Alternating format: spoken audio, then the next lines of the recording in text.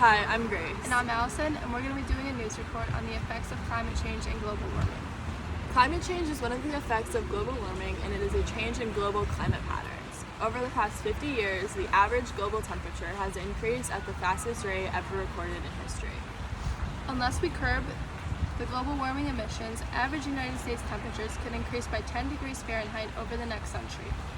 Things that people can do to help solve this issue is to speak up and inform family and friends through social media presentations about this issue. It's important to inform others because this is a problem that requires a team of people to solve. Global warming occurs when carbon dioxide and other air pollutants or greenhouse gases collect in the atmosphere and absorb sunlight and solar radiation that have bounced off of Earth's surface. Normally, the radiation would escape into space, but these pollutants, which can last for centuries in the atmosphere, trap the heat and cause Earth to get hotter. This is known as the greenhouse effect. One of the main causes of this is the burning of fossil fuels to make electricity in the United States. This produces about 2 billion tons of carbon dioxide every single year. One of the local concerns that has been going on for a while is the red tide, and that can be connected to climate change and global warming. Red tide is a phenomenon that is caused by algae blooms that destroy our oceans here in Southwest Florida. It can release toxins or take oxygen out of the waters that kill the animals and species living inside of the waters, but it can also harm humans. Just on a personal note, I remember a couple years ago when we had really bad red tide, and I work on Sanibel, so driving the Sanibel, from miles before you got to the causeway, you could just smell the dead fish that were all over the water. And I didn't expect to see a ton of dead fish on the sand when we got there, but all you could see down the beaches were just dead fish, dead, pretty much anything that you would think that was in the water pretty close to the shore was dead on the shore. And so not only did that have an effect on the animals, but then it affected the humans breathing in the toxic air from all of the dead animals that were along the shoreline. The algae bloom can also discolor the water, making the algae covered with water hues like orange, red, blue, or green. And due to the increase in temperature, climate change is severely affecting how much ability we have over controlling the algae bloom and can make it close to impossible if this keeps getting worse.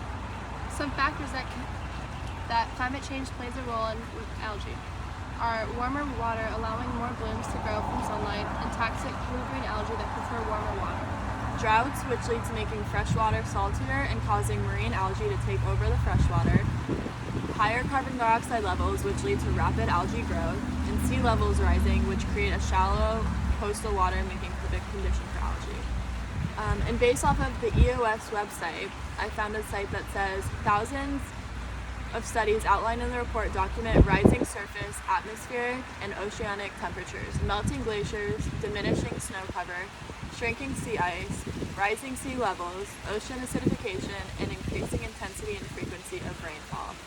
The report meticulously outlines how these effects can be largely traced back to also human activities and the emissions of imported gas and particles. The farther and faster the Earth system is pushed toward further change, the greater the risk is of unanticipated effects, some of which are potentially large and irreversible. So basically, we need to watch what's going on with not only how we act, but also just making sure we're doing what we can to help reduce climate change and just the effects of what we are having on the environment. The sooner that we act to help this issue, the better things will get for the future of the Earth. Or making sure you unplug things you aren't using. An example could be seeing running water and turning it off. Another example could be brushing your teeth and leaving the water running and making sure you turn it off when you're not using it. Right now we are carpooling to the grocery store to return this meat that we are not going to eat because one hamburger patty is worth months of showering. This is what fish look like after being killed by red tide from the algae blooming. This chart shows an example of how many human-related issues contribute to a rising global average temperature. In conclusion, there are many different aspects of climate change, and we need to make sure that we are aware of the causes and effects. It is important for all of us to recognize that we can all make a difference in this issue.